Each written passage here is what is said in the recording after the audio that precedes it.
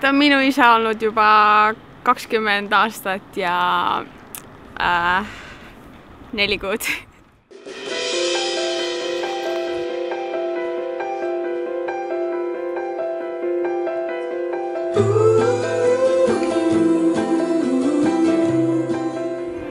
Minu isa, ta on olnud 17 aastat ja 10 kuud.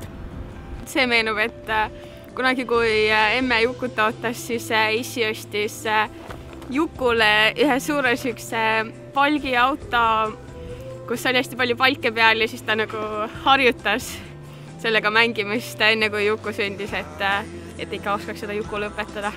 Tegelikult ta lihtsalt tahtis ise sellega mängida. Mu isa on täiega lahe sellepärast, et ta lihtsalt sõidutab sind igale poole. Näiteks ta sõidutas mind talvelaagrisse Häädemeestele, sest et ma ei saanud õigel ajal minna bussi peale. Isegi kui ma mingi hullult suure käki kokku keeran, siis ta on nagu kuidagi hästi nagu Jumalale lähedal, et ma nagu tunnen, et ma võin nagu eksida, aga ta nagu ikka armastab mind ja ta on ikka mu isa ja miski ei ole muutunud selle pärast. Ta laenab autot ka hästi palju.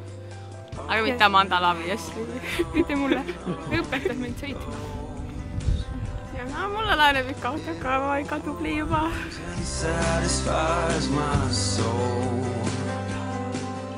Iga kord, kui kirikus räägitakse, et Jumal on armastav isa ja Jumal tahab meile head, siis ma tean, mida seal räägitakse või ma olen nagu kogenud seda oma elu peal, et mul on täpselt selline isa nagu Jumal on, ma tean, et ta tahab mulle head, ta armastab mind iga päev ja ma olen väga tänulik selle eest.